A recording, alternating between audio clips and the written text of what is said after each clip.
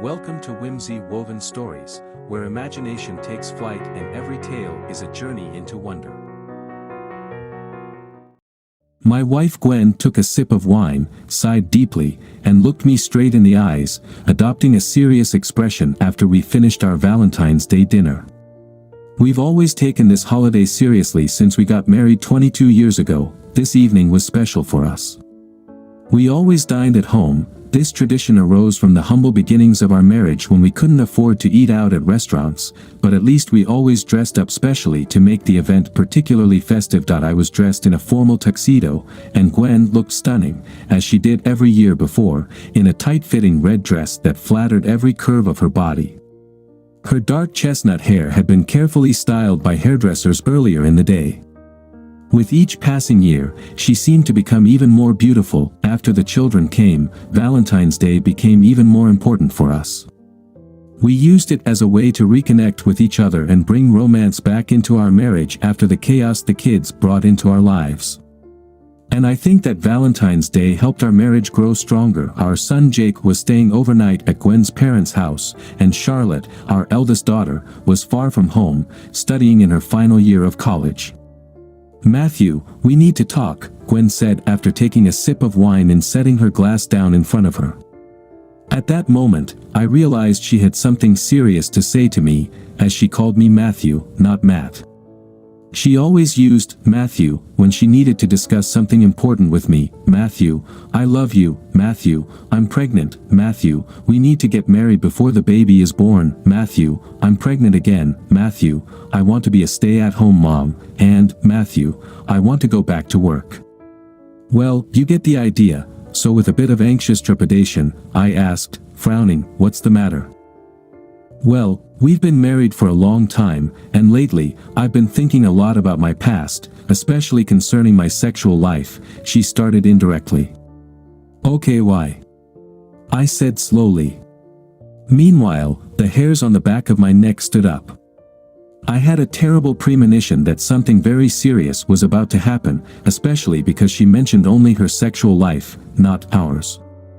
"As you know, you were my only sexual partner, and it was you who took my virginity. On the other hand, when we met, you already had sexual experience," Gwen reminded me.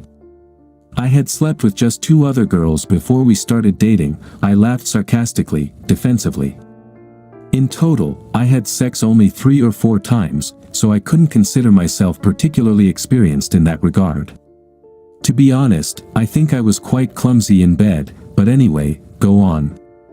"Well, the thing is, Matthew, that no matter how you look at it, you slept with 2 other girls, and I got pregnant with Charlotte just a few months into our relationship," Gwen continued, as if lamenting some higher injustice. "The only mistake I've never regretted," I smiled. "The real truth was that at the time, I panicked. I was young, foolish, and terribly afraid of having impregnated my girlfriend at an age when I was too young to be a father. A stern man-to-man talk with my father set me straight and made me understand what was important in my young life. Eventually, Gwen and I got married. Yes, it was a classic shotgun wedding, except that the shotgun was held by my father, and despite everything, our marriage succeeded. That was enough for Jake to come along a few years later. At least, until now, I believed that we had an excellent and solid union, but now I have this nagging premonition that any minute now, Gwen is going to draw a line under our previously happy marriage." Gwen smiled and nodded in agreement to my comment. "I think so too," she said cheerfully. "Basically, I've been thinking a lot about what it's like to have sex with other men, and it's an area I really want to explore. In short, I want to make our marriage open." "Damn," I whispered barely audibly, and my heart almost stopped beating in my chest. Just as I suspected. The metaphorical wrench she threw at me was huge and spinning fast, heading straight for my head. "So, what do you think?" she asked, carefully watching my reaction. That I was a bit, no, I was very disturbed by her lack of nervousness when she asked this question. Gwen had just dropped a huge bomb on our marriage, and without the slightest hint of concern, she's asking me what I think about it. "My God, Gwen!" I exclaimed, trying to compose myself. "You're asking me this on Valentine's Day? On our special evening?" Just like that, presenting me with a decision you've already made? What if I say no? I sincerely hope you won't refuse. This is very important to me, but it doesn't mean I love you any less, she tried to reassure me, again, without any hint of emotion. Considering where we started, you've made me the happiest woman in the world, so I don't want our marriage to suddenly end. It's not about you, it's about me. I just want to experience sex with other men. And how long do you plan to experience sex with other men? I asked sarcastically. By the way, maybe you'll share how many men you intend to sleep with before your curiosity is satisfied. Honestly, I don't know either of those things for sure yet. I just know that this is something I need to do, she answered calmly again. Great, at that moment my intuition started loudly signaling that something fishy was going on, and I decided to check if I was right. So, how do you think this is going to work? If we open our marriage, you wouldn't mind if I start sleeping with other women? I asked casually, testing her resolve. No way. I already told you, it's about me, not about us, Gwen firmly retorted, emphasizing the words, me and us. I don't think I could bear it if you slept with other women. I almost hysterically laughed at my wife's statement, are you serious? I asked her between bouts of laughter. You're saying you plan to sleep with other men, and I should just sit at home and wait for you humiliated, like some cuckold, and I'm not allowed to sleep with other women? Don't be crude, Matt. Gwen snapped back. I repeat, it's not about us. I can't believe you're taking this so hard. It's all clear and simple, and there's nothing special about it. Many married couples do this and still live in a happy marriage. What do you mean, nothing special, and what couples are you referring to? Name at least one, specifically. Gwen sat silently, not answering, her lips tightly pressed together, with an expression of strong irritation on her face, though, for some reason, she could no longer look me straight in the eye. So, where do you plan to meet these other men? I broke the prolonged tense pause when it became obvious that no answer was coming from her. Well, I would meet them wherever I see a man I like, for example, at the office or, wait a minute, hold on. Do you already have someone in mind? I suspiciously asked, interrupting her mid-sentence. I didn't think it was a coincidence that she first mentioned the office, since Gwen almost immediately flushed deeply, I got my answer. The rat was about to stick its curious nose out of its hole. Now, Gwen tensely watched me, squinting her eyes, as I leisurely refilled my glass with a new and very large portion of wine. So, do you agree to open our marriage or not? She pressed, unable to hold back, and her voice seemed to carry a persistent plea. With my reaction, I made it clear to Gwen that I was not satisfied with the conditions she set, and I, in turn, felt that she was starting to panic because she didn't get the desired response. With one deep gulp, I almost emptied my glass of wine before responding to her. The thing is, Gwen, all this stuff you're telling me, it's all nonsense, isn't it? Matt, how dare you? My wife snapped back angrily. I wanted to come to a mutual decision, made together, as a couple. Ha! And you say what you're insisting on is mutual? I retorted indignantly, mimicking air quotes on the last word. What's wrong with you? Now Gwen looked genuinely furious. Mark Taylor, I dropped the name with a smirk, looking her straight in the eyes. These two words instantly had the effect of a bomb exploding on Gwen, or rather, a balloon suddenly bursting, releasing all its air. Who? All her anger vanished immediately, replaced by a nervous tremor that had been remarkably absent at the start of our conversation. Stop talking nonsense. I now became angry. Mark Taylor, your colleague at work. He joined your company about 8 months ago. He must have caught your eye, and you his, because how long have you been seeing each other behind my back? 3, or all 4 months?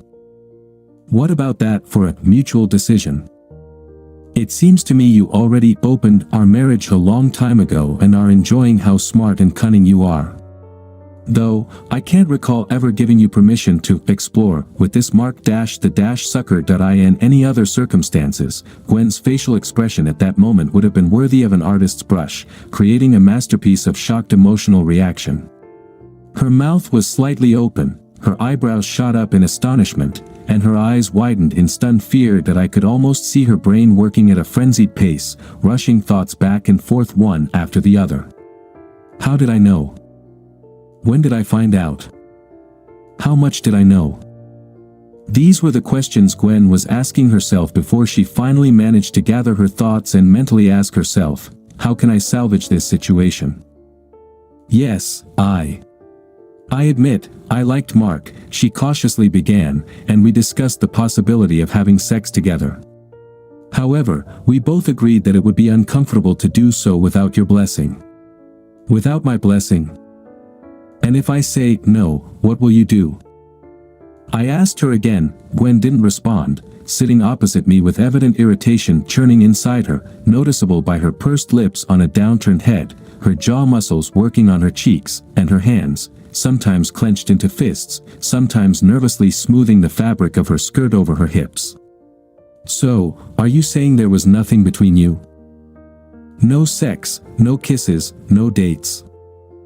I interrupted the lingering silence, insisting on answers, hoping to still get some truth from my wife. All right, we had a few dates, Gwen finally admitted, obviously reluctantly.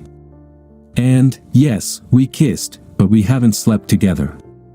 Well, it seems that what I'm witnessing is what's known as a trickle of truth, I said without much enthusiasm. And Mark's wife is okay with this? Again, fear and surprise flickered across Gwen's face before she composed herself and replied, trying to sound confident, yes, she's okay with it. Mark practices polyamory, and so does his wife. Clarissa is completely fine with this arrangement, and she also has a second partner. Polyamory is something I would like to explore too. You might want to, but I don't, I said firmly. Now Gwen began to get nervous. She realized that I was tying up and nodding her free-loving aspirations, but she still wasn't sure how much I knew. Well, open relationships and polyamory aren't for everyone, and I knew they wouldn't suit you. Open relationships, or polyamory? Which one are you specifically talking about? Now I was playing with her like a cat with a mouse. They are actually different things. Well, I'm not exactly sure yet, so I want to explore both, she mumbled, unsure which way to turn. Both? Open relationships mean you are in a primary relationship but can freely have sex within mutually agreed and respected boundaries. Polyamory is when you have simultaneous romantic relationships with multiple people. Does your boy Mark know you want to sleep around, or haven't you told him that yet? It was amusing how Gwen's mouth opened and closed, just like a fish out of water, unable to come up with anything to say. Her eyes, by the way, were bulging out just as much. Catching her out was all too easy. I didn't mean that, she finally muttered in desperation. Alas, this conversation was not going at all as she would have liked. She looked utterly flustered, as if she'd been figuratively caught with her panties down. So what did you mean, then? I asked. By the way, I don't recall signing up for polyamory or an open marriage when we got married. Let's face the truth, you just want me to allow you to cheat after you've already cheated. You wanted permission for an affair with Mark, while keeping the safety of our marriage and making me the perfect cuckold, right?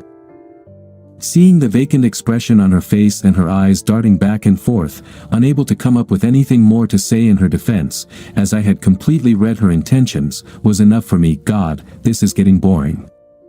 I thought everything would be much more complicated than what I'm seeing now, I declared, slapping my hands on my knees and standing up from the chair, leaving Gwen with a completely bewildered expression. I pulled out my phone from my pocket, walked over to the window, and half-turned to observe my wife's reaction.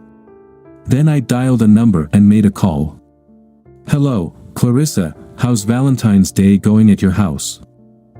Personally, I'm ready to file the papers.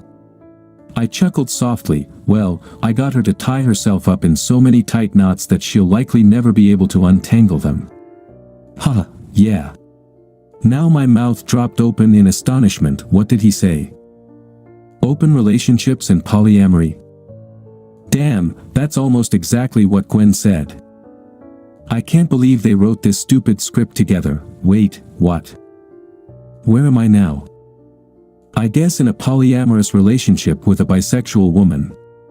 I started laughing hysterically again. I was sure Gwen could hear Clarissa laughing loudly on the other end of the line. Wow. Mark is on his knees, crying and begging you. You're lucky. How is Gwen taking it? Oh, you should see her face. She's like in a stupor and just can't understand what's happening.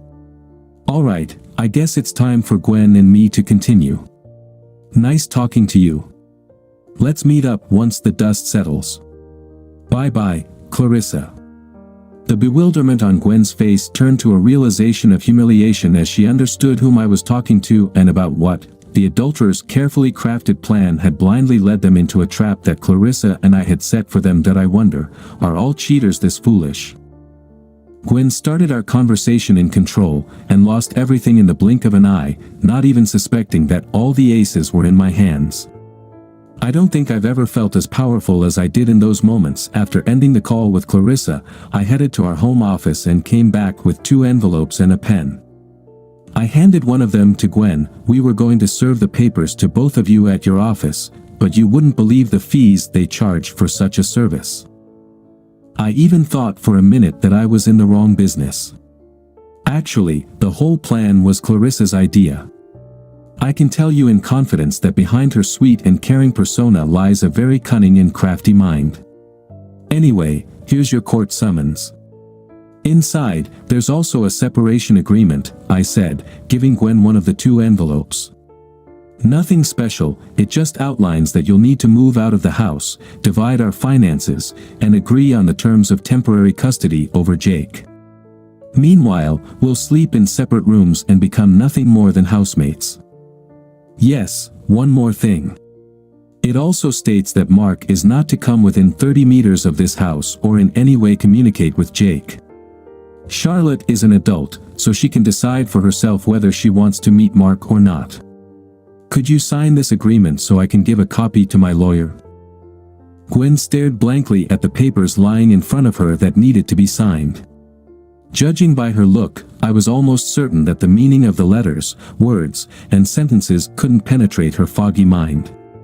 She just sat there, dumbly staring at the unopened envelope, appearing petrified, unable to comprehend what exactly was happening. How? Was all she could muster, realizing there was no point in continuing to play her charade with me. You want to ask how I found out? I sat down next to her again and pulled out the contents of the second envelope. I'm afraid I've known about it for quite some time. Not sure exactly when you started cheating on me, but I have an idea. Here, I slapped a stack of papers from the second envelope, are some of your text messages you exchanged with that idiot Mark. It's amazing how many explicit words and phrases there are. You never talked to me with such dirty and indecent language. You went through my phone. She exclaimed. Well, obviously. Otherwise, I wouldn't have all this evidence. Then I laid out several photographs in front of her, showing her and Mark passionately kissing, hugging, going on dates, dining together, and looking very much like a couple in love. These pictures alone were damning evidence of Gwen's infidelity. So, you were spying on us? Gwen asked incredulously, glancing briefly at the photos and then quickly looking away. That I nodded. Clarissa and I split the cost of a private detective. This photo hurts the most, I said, flicking towards her an image of Gwen and Mark entering a hotel. Let me remind you, in case you forgot, this happened on my birthday. You told me then that you had to urgently go on a business trip. Instead, you went to a hotel with Mark. It doesn't take a genius to figure out what you were doing there, does it? Damn, you couldn't spare even one day for me. That was low, even for you, Gwen. Did I really deserve such disrespect from my own wife? I didn't think. "I didn't mean to deceive you," Gwen stammered, trying to form some defense and justification for her actions. Well, it happened. You were always working and never with me. I was lonely, and Mark became a good friend at the office, and I liked the attention he gave me. Then, well, one thing led to another, and we fell in love with each other. If you were home more often, maybe this never would have happened." At the end of her confession, her tone subtly shifted from defensive to accusatory, as if in her infidelity, I was as much, if not more, to blame than she was. Then Gwen picked up and started to scrutinize a photograph with several text messages. "Wait, this is from Mark's phone," she exclaimed. "Well, dear. You didn't want to deceive me, and I didn't plan on spying on you." "It just happened that way," I said, ironically repeating Gwen's own words. "You received a message from Mark while you were in the shower, probably needed after returning home from your extracurricular Kama Sutra sessions with him. I was already suspicious of your behavior, especially since your work attire had become more indecent, and then I found sexy lingerie that I had never seen you wear before. I only caught a glimpse of part of the message, but it was enough to pique my interest and check other conversations on your phone. And what do you know, I stumbled upon a whole load of messages. When I figured out who this guy was that you were actively texting, I checked to see if Mark was married. Turns out, he has 3 kids, younger than our Jake. How could you, Gwen?" She remained silent, looking down and away, so I continued. "Then I reached out to Clarissa on social media. She's a very nice lady, and in no way deserved the dirty tricks you both played behind her back. As soon as she saw the evidence, we met and agreed to share everything we had." Remembering one of Gwen's last phrases, I spoke to her more sternly. "I can't believe you're blaming me for your affair. Where do you think the money for Charlotte's university education comes from? Where do you think the money for our mortgage, so we could live in a nice house, comes from? And where do you think the money comes from to have decent food on the table and to feed Jake? That's called responsibility, Gwen. Obviously, out of the 2 of us, I'm the only one who takes his duties seriously." I spat out the undeniable fact. Despite the anger building up inside me, I remained completely calm on the outside and didn't lose my head yelling at my wife. In the situation I found myself in, the reaction of a cheated husband could be twofold: either fall into a fit of rage, yelling at Gwen and blaming her for everything, or cry and beg her to come back, promising to be a better husband. The truth was, I had already been through all of that. Clarissa and I supported each other throughout the entire process of discovering the infidelity. Now, my prevailing feeling was relief. Relief that this nightmare was coming to an end. A thought struck me, and I sent a few short messages. Seconds later, Gwen's phone rang. From the screams coming through the receiver in a familiar voice, I knew it was Charlotte. "Dear, sweetie, I can explain everything," Gwen desperately pleaded with our daughter. "It wasn't like that. No, listen. Please, no. You shouldn't do this.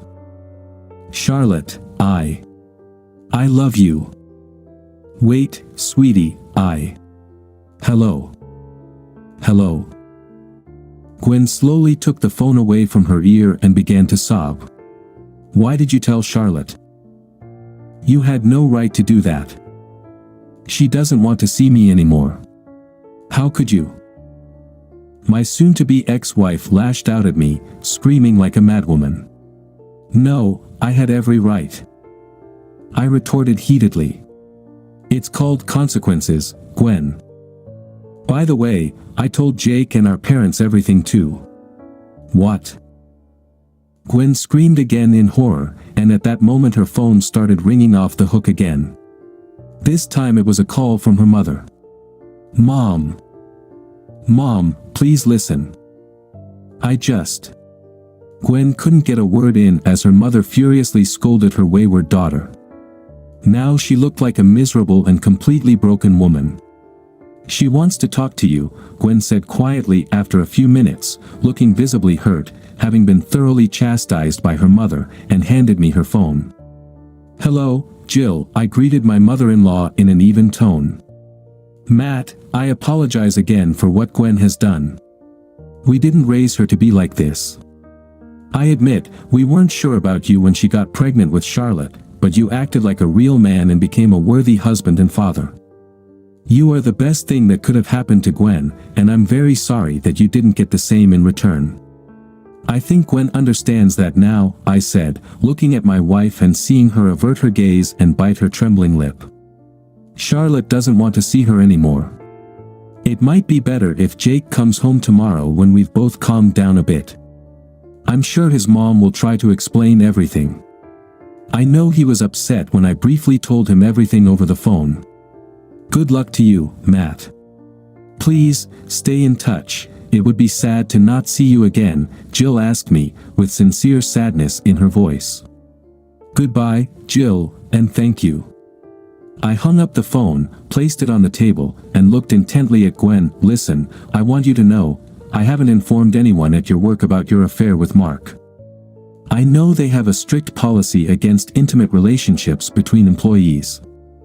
Although I was ready to tell them everything, Clarissa convinced me not to do it because she was worried about losing child support and any spousal support in the divorce. Hearing these words, Gwen sighed with obvious relief.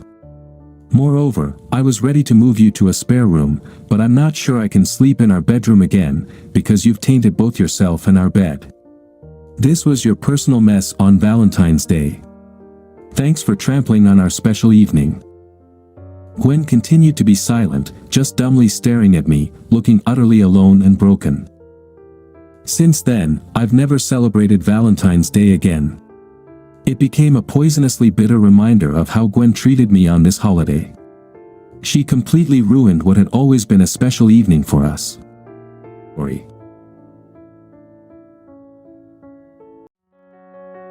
As we conclude our journey into the world of human relationships, please remember to subscribe, like, and share our content.